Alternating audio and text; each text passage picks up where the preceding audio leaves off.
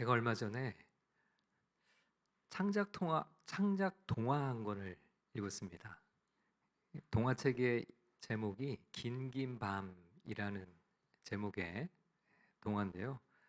문학동네 어린이 문학상 대상 수상자이기도 하고요. 발매 2년 만에 동화인데도 불구하고 30만 부가 팔릴 정도로 선풍적인 인기를 끌고 있는 책입니다. 최근에는 뮤지컬로도 제작이 되어서 전국 순회 공연도 하는 그런 동화책인데요. 유명한 책이라 저도 한번 사서 읽어봤습니다. 코끼리 보호소에서 돌봄을 받던 노던이라고 하는 이름의 코뿔소가 주인공이에요. 어린 코뿔소가 부모도 다 잃고 이제 그 보호소에 들어갔는데 자기만 코뿔소인 겁니다. 코끼리들만 모여 있는데 거기서 이제 보호를 받으면서 자라고 나중에 이제 그 보호소를 나와서 이제 세상을 경험합니다. 동화의 전반적인 스토리는 따뜻하고 되게 감동적이에요. 인간의 폭력이나 탐욕 때문에 이 자연의 생태계가 얼마나 고통을 겪는지, 그리고 이제 그 가운데 희생된 동물들이 서로를 의지하면서 생존하면서 생존의 가치를, 그 생명의 가치를 지켜낸다는 이제 그런 이야기인데요. 근데 이 책을 다 읽고 나서 저는 마음이 너무 이제 불편했어요. 마음이 너무 불편한 이유는 어린이들이 읽는 동화 속에 은밀하게 동성애 코드를 이렇게 심어 놓은 거예요. 코뿔소 노든이 동물 보호소에서 펭귄들과 함께 지내는데요. 거기에 이제 두 친구가 등장합니다. 펭귄 두 마리가 등장을 해요. 서로를 의지하면서 이제 살아가는 그런 펭귄들인데, 근데 펭귄들 사이에서 이상한 알 하나가 버려져요. 검은색 이렇게 뭐 무늬가 있고 조금 이상하게 생긴 벌 하나가, 이제 알 하나가 버려져 있는데, 정상적인 펭귄 부부들은 그 알을 모른 척해요. 다 외면합니다. 다 자기 알만 품어요. 근데 이때 이 윈보라고 하는 펭귄, 치쿠라고 하는 펭귄, 그 두 마리, 서로 의지하고 살아가는 이 두 마리. 근데 이 두 마리가 이제 수컷이거든요. 근데 이 두 마리가 아, 정말 희생적으로 그 알을 보듬어요. 품고, 그리고 알을 지켜냅니다. 나중에 전쟁 때문에 그 동물 보호소에 폭탄이 떨어져요. 그래서 사실 윈보라고 하는 펭귄이 그때 죽거든요. 근데 죽어가면서도 그 알을 지켜내고, 그리고 나중에 이제 보호소를 나와서 그 치쿠라고 하는 친구가 이제 노든이라는 코뿔소하고 같이 그 사막길을 걸어가면서 자기는 이제 나중에 그 펭귄이니까 나중에 물이 없는 거기서 이제 탈진해 죽어가요. 죽어가는데도 끝까지 그 알을 지켜냅니다. 그리고 나중에 이제 그 알이 깨어나게 되거든요. 정상적인 펭귄 부부들은 자기 알만 품는 아주 이기적인 존재로 은연중에 묘사가 되고요. 이 동성애 펭귄 부부는 그 알을 끝까지 지켜내는 아주 정말 이 부성애가 강하고, 그리고 희생적이고 진정으로 사랑할 줄 아는 그런 펭귄으로 이제 묘사가 돼요. 그 나중에 처음에는 그냥 이 수컷 두 마리로만 나오는데 제일 끝에 가면 아예 노골적으로 연인이라고 표현을 해요. 치쿠의 연인, 윈보라고 딱 얘기를 하는데, 아이들이 보는 아이들이 읽는 이 동화책 안에 동성애를 이렇게 미화하고 동성애 문화를 은연중에 주입하고 있는 건데, 이런 책이 수십만 부가 팔릴 때 그 책을 쓰고 읽는 사람들은 동성애라고 하는 것을 전혀 인식하지 않는 어른들이 아닐 텐데, 수많은 어른들이 이런 책을 읽고 문학상을 주고 추천도서 목록에 올리고, 여러분 학교들마다 어떤 일이 벌어질까요? 제가 직접 가보지는 않았지만 분명히 이 책을 추천도서 목록에 올리고 아이들에게 읽고 독후감을 쓰는 그런 일들이 생기겠죠. 참 마음이 답답하고 이렇게 자꾸만 동성애 문화를 확산시켜 가려고 하는 다양한 이런 문화적 시도들 앞에서 참 많은 염려가 되었습니다. 특별히 우리 다음 세대 우리 자녀들이 은연중에 동성애라고 하는 것을 좋은 것으로 아름다운 것으로 여기게 만드는 거죠. 사실 우리가 무심코 즐겨보는 예능 프로라든지 드라마, 영화, 소설 속에는 다양한 문화적 장치들이 숨겨져 있습니다. 우리의 인생관, 가치관, 세계관은 알게 모르게 그런 문화적인 영향들을 받기 마련이겠죠. 세상의 문화 속에 세속의 인생관, 세속의 가치관, 세속의 세계관이 오히려 우리 그리스도인들에게 성경적 가치관, 성경적 세계관, 성경적 안목보다 오히려 그런 세상의 문화에 더 큰 영향을 받고 살아가고 있는지 몰라요. 그런 세상의 문화 중에는 반성경적이고 무신론적인 것들이 상당수 차지하고 있죠. 자, 오늘 우리가 살펴볼 고린도 교회의 문제도 비슷한 문제였습니다. 고린도 교인들은 예수를 믿고 그리스도인이 되었어요.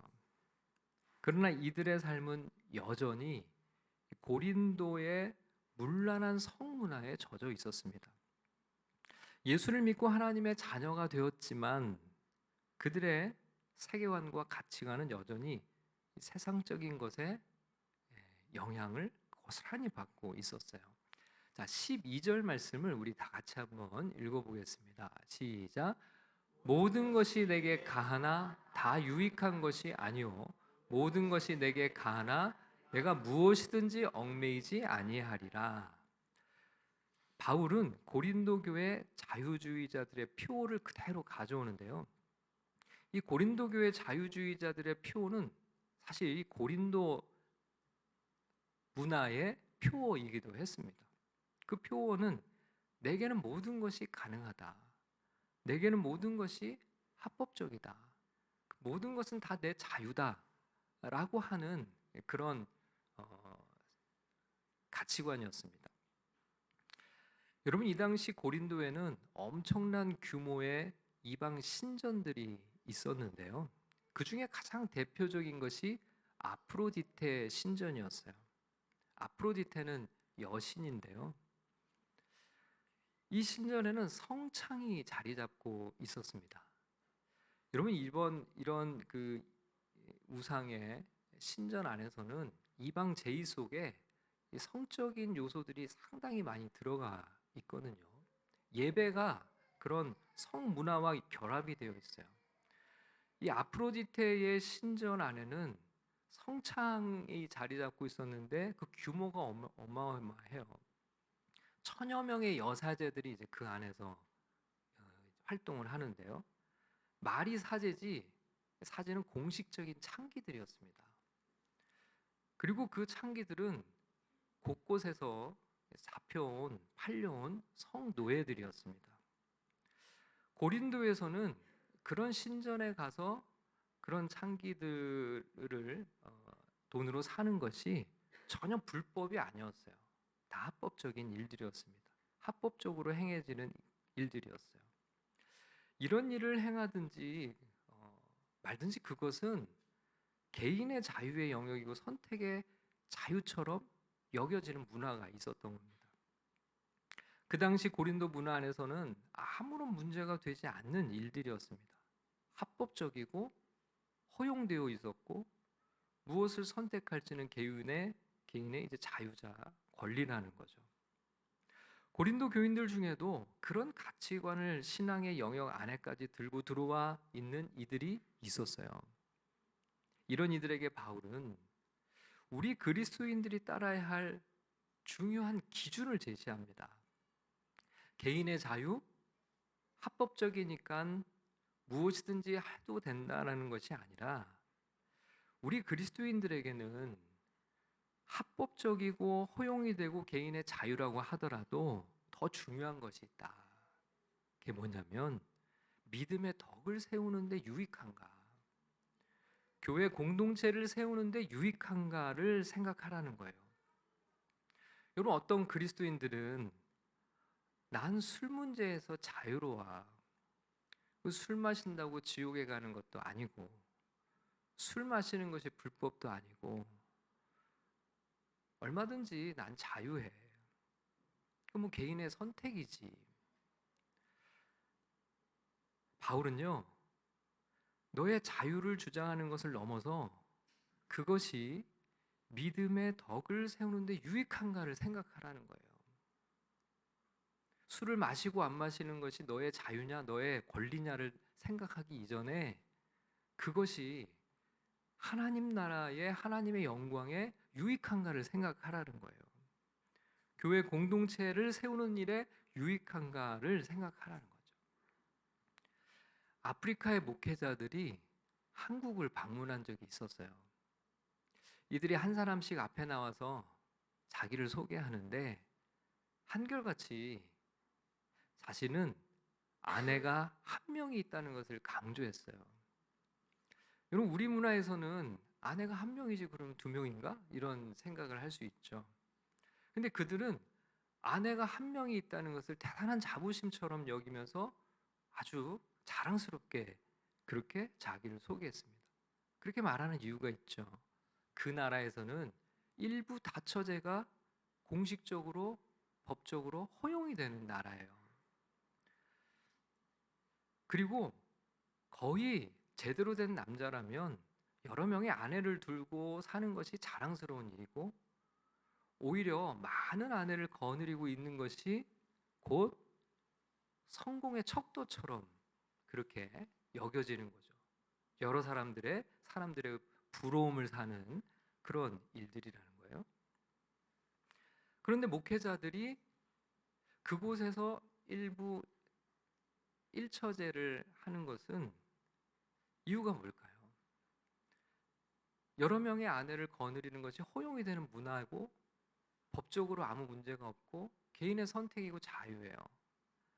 그럼에도 불구하고 그들이 한 명의 아내를 둔 것은 믿음의 덕을 세우는데 그것이 유익하고 하나님의 뜻이 그렇고 하나님의 영광을 드러내고 세상과 구별된 믿음의 공동체를 세우는데 유익하기 때문에 그렇게 선택을 한 거죠. 모든 것이 가능하다고 모든 것이 유익한 것은 아니다. 유익한 것을 위해 너의 권리를 절제할 수 있는 것, 성경은 그걸 우리에게 가르치고 있는 겁니다. 나의 자유, 나의 권리를 넘어서 믿음의 덕을 세우는데 유익한가? 교회 공동체를 세우는데 유익한가? 하나님께 영광을 올려드리는 것에 도움이 되는가를 생각하고 내 행동을 절제할 수 있는 믿음이 필요하다는 것이죠. 여러분, 혹시 내 삶에 무언가 절제하기 어려운 것이 있습니까? 바울은 그것을 12절에서 얽매이는 것이라고 얘기를 했어요. 얽매이는 것. 여러분, 스마트폰을 보는 것은 나의 자유고 나의 선택이죠. 그러나 절제하기 어려우면 우리는 그것에 얽매여 있는 것입니다. 맛있는 음식을 먹는 것은 우리의 자유고 나의 선택이고 나의 권리죠. 그러나 그것도 절제하기 어려우면 우리는 거기에 얽매여 있는 거예요. 여러분, 얽매이는 것은 자유가 아니죠. 그것은 겉으로는 내가 선택한 것일 줄 모르지만 실질적으로 우리는 거기에 매여 있는 종입니다. 노예예요. 내가 선택한 것 같지만 실상은 그렇지가 않은 거죠. 진정한 자유는 절제할 수 있을 때, 우리의 삶을 통제할 수 있을 때 가능함을 성경은 말씀하고 있는 겁니다. 자, 그런가 하면 고린도 교회 교인들에게 영향을 미쳤던 또 다른 세계관이 있었어요. 13절 말씀을 읽어보겠습니다. 시작. 음식은 배를 위하여 있고 배는 음식을 위하여 있으나 하나님은 이것저것을 다 폐하시리라. 몸은 음란을 위하여 있지 않고 오직 주를 위하여 있으며 주는 몸을 위하여 계시느니라. 아멘. 음식은 배를 위하여 있고 배는 음식을 위하여 있으니 하나님은 이것저것을 다 폐하시라는 말은 고린도인들의 세계관에서 온 거예요. 여러분, 이 당시 고린도인들은 헬라 철학의 이원론의 영향을 많이 받았습니다. 물질은 악한 것, 썩어 없어질 것, 영은 선한 것, 영원한 것이라는 인식이에요. 이게 이원론입니다. 인간의 고귀한 영이 이 더러운 물질인 몸을 입고 살아가는데 구원은 무엇인가? 이 물질을 떠나는 거예요. 몸을 벗어나는 겁니다. 우리의 영이 몸을 벗어나는 것이 그게 곧 구원이에요. 몸도 물질이고 음식도 물질이니 이런 것들은 다 썩어 없어질 것이니 자, 이런 결론에 도달하는 겁니다. 그러니 그냥 몸으로 먹고 즐기고 그냥 그렇게 살면 된다. 몸은 어차피 그런 존재다. 어차피 중요한 것은 영이다. 여러분, 이런 세계관이 그리스도인들 사이에서도 여전히 영향을 미치고 있었던 겁니다. 여러분, 신앙생활도 이런 헬라 철학의 영향을 받아 이원론적으로 하는 거예요. 어차피 육체는 죽으면 끝나는 것이다. 그 육체에 무엇을 채우든 그 육체는 무엇을 하든 그건 상관이 없다. 중요한 것은 우리의 영이 구원을 받는 것이다. 오늘날 세상 사람들에게도 이런 세계관이 팽배해 있습니다. 죽으면 다 없어지는 것인데 죽으면 이 몸 다 썩어 없어질 건데 살아있는 동안 실컷 즐기다 가는 것, 그걸 마치 인생의 행복처럼 이야기하는 거죠. 여러분, 이에 대해서 바울은 잘못된 가치관을 바로 잡습니다. 우리 몸은 썩어 없어지지 않는다는 거예요. 하나님이 우리에게 주신 몸은 고귀한 것이라는 거예요. 우리 몸은 우리 주 예수 그리스도를 위해 주신 것이고 심지어 우리 주 예수 그리스도는 우리에게 몸을 주시기 위해 십자가에 달려 죽으시고 다시 살아나셨다는 겁니다. 우리 몸은 그렇게 소중한 것이라는 거예요. 그러니 뭡니까? 너의 몸을 함부로 굴리지 마라. 몸을 가볍게 여기지 마라. 너희 몸을 구원하기 위해 예수님이 십자가를 지셨다. 바울은 이렇게 전하고 있는 거죠. 여러분, 우리 몸은 절대 썩어 없어질 그런 존재가 아닙니다. 우리 몸은 주 예수 그리스도를 섬기기 위해 주님이 우리에게 주신 거예요. 주님은 우리 몸을 구원하시기 위해 엄청난 대가를 지불하셨습니다. 20절 말씀을 같이 보겠습니다. 시작. 값으로 산 것이 되었으니 그런즉 너희 몸으로 하나님께 영광을 돌리라. 아멘. 우리 몸을 주님이 사셨다는 거예요. 값을 지불하셨는데 이 값이 얼마죠? 예수님의 생명값을 지불하시고 우리 몸을 사셨어요. 온 우주의 창조주, 온 우주의 통치자, 만왕의 왕이신 예수 그리스도께서 우리 몸을 당신의 생명값을 지불하고 사셨다는 거예요. 여러분, 우리 몸이 얼마나 소중한가요? 내 몸을 얼마나 우리가 소중하게 여겨야 합니까? 근데 여러분, 여기에 보면 몸을 소중하게 여겨야 하는 목적이 나와요. 그게 뭘까요? 바로 우리 몸으로 하나님께 영광을 돌리라는 겁니다. 그게 목적이에요. 어떤 사람들은 자기 몸을 함부로 굴리는 사람이 있어요. 그저 쾌락을 위해 살아갑니다. 몸을 돌보는 것에는 일도 관심이 없고 건강을 해치면서까지 쾌락적인 것에 매여 살아가는 이들이 있어요. 그런데 다른 한편에는 다른 극단의 사람들이 있습니다. 온통 자기 몸에만 과도하게 집중하는 거예요. 몸에 좋은 음식을 먹고 운동을 하면서 자기 몸을 돌봅니다. 그런데 그게 끝이에요. 건강한 몸을 가꾸는 것은 좋은데 그 몸으로 무엇을 하느냐가 더 중요한 겁니다. 성경은 그 몸으로, 그 소중한 몸으로 그 몸을 잘 아껴서 하나님께 영광을 돌리라고 했어요. 건강한 몸을 가꾸는 것은 좋은 일이지만 그 몸으로 하나님의 영광을 위해 살아가는 것에는 관심이 없다면 심각한 문제가 있는 거죠.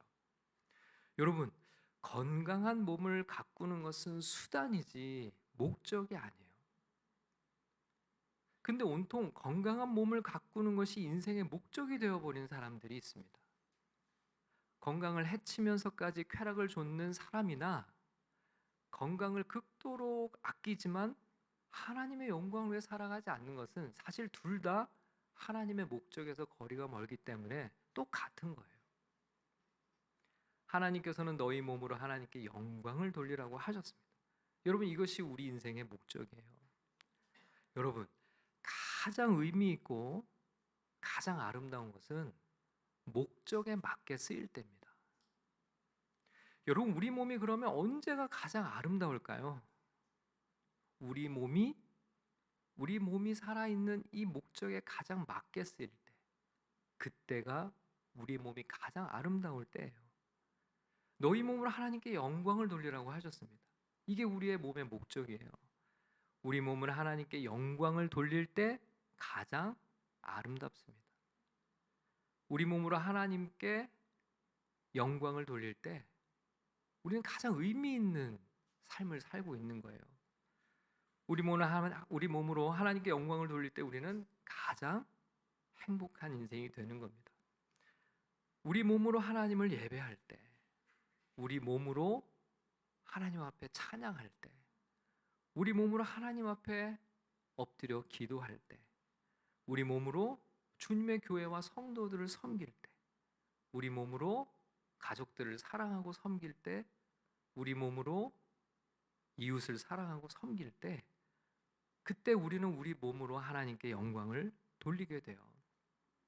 그때 우리 몸은 가장 아름다운 순간이에요.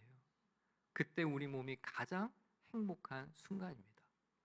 자, 14절의 말씀에도 보면 놀라운 약속의 말씀을 주시는데 14절 말씀을 읽어보겠습니다. 시작. 하나님이 주를 다시 살리셨고 또한 그의 권능으로 우리를 다시 살리시리라. 자, 하나님께서 십자가에 달려 죽으신 예수님의 몸을 다시 살리셨어요.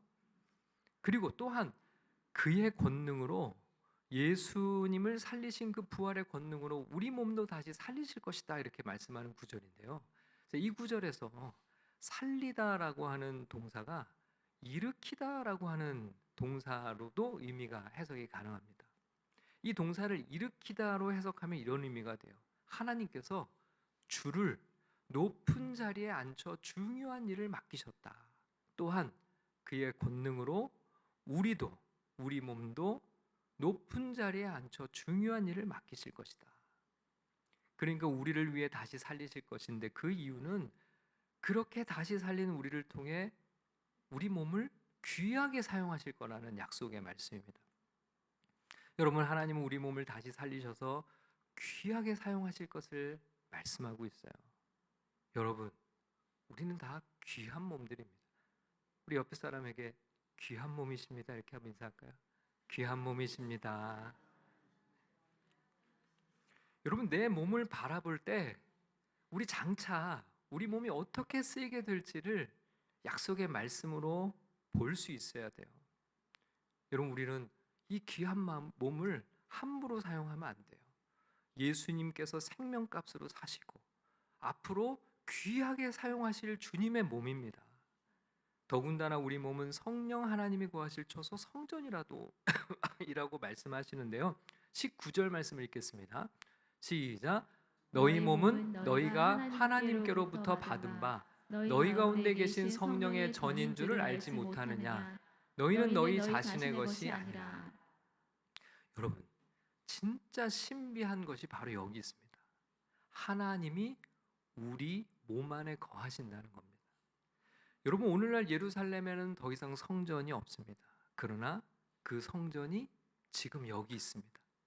교회가 성령이 거하시는 성전이고, 우리 한 사람 한 사람 그리스도인들이 바로 성령님이 거하시는 하나님의 성전입니다. 여러분, 성전은요, 세상에서 가장 거룩한 곳이에요. 하나님이 임재하시는 특별한 처소죠. 하나님이 우리 몸 안에 임재하신다는 이 말씀보다 더 놀랍고 더 신비로운 일이 없죠. 여러분, 우리 몸은 하나님의 성전입니다. 이 세상에서 하나님의 성전보다 더 고귀하고 거룩한 것이 없어요. 우리 몸은 그렇게 고귀한 것입니다. 그래서 성경은 우리 몸이 더 이상 우리 것이 아니라고 말씀해요. 이 몸은 누구의 것입니까? 주님의 것입니다. 지금 이 몸은 내 것이 아니에요. 예수님이 생명값을 지불하고 사셔서 하나님의 성전으로 삼으셨어요. 이제는 성령님이 거하시는 거룩한 처소가 되었습니다. 이 몸은 내 것이 아니라 주님의 것입니다. 여러분, 우리는요, 주님의 몸을 맡아 관리하는 청지기들이에요. 그리고 성전을 지키는 관리자들입니다.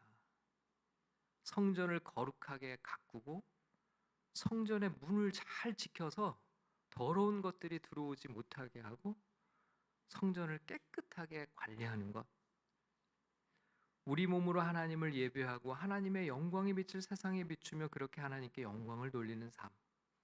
이 세상에서 가장 아름답고 행복한 몸으로 주님의 몸을 주님께 올려드리는 믿음의 삶. 우리 모두 그런 복되고 복된 믿음의 삶을 다 함께 살아갈 수 있기를 주님의 이름으로 축원합니다.